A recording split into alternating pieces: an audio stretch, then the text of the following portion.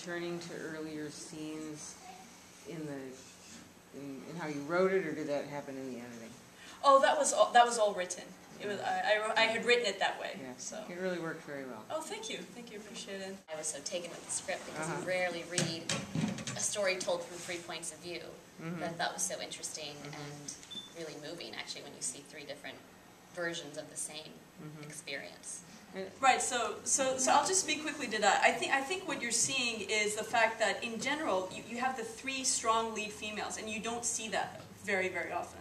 So what happens is the men end up being side characters, and in general, side characters in films, sometimes it's hard to sort of give them a full dimension, because it's usually the leads that have the stories, you know, for instance, Sheetal's character, like lots of depth, and you see the story from the beginning to end, and then you have the side characters that sort of move the film along, right? So that's one part of it, why you may not actually have seen a lot of men in general, is because there's 3 strong women leads, which, like I said, I wanted to do, so, because it's usually not done. It's a nice change.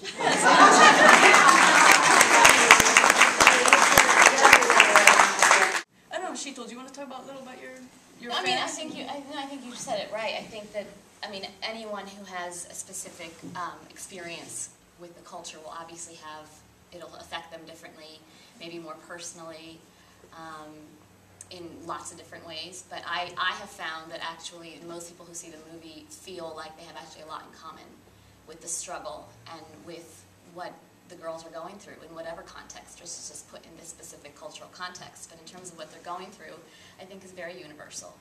So, you know, I think that they might take it a little bit more personally, and they take it to heart, and they're excited because they don't see people that look like them on screen, and that's very exciting because people don't tell stories like this.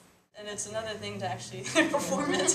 You know, it's one thing, you know, for me to write it and to, you know, think of, you know, so maybe, I mean, Sheetal, how did you actually deal with that? I mean, because she has to, right? Because if you saw, like, in all the scenes, she would actually have to, I don't know if you notice, if you ever do watch the film again, you'll see that her performance is actually different in each of the scenes. It wasn't just the same one that you saw. You might have thought that just because maybe you remember it. You noticed it? Yeah, so, was that, had you done that in a film before? Or?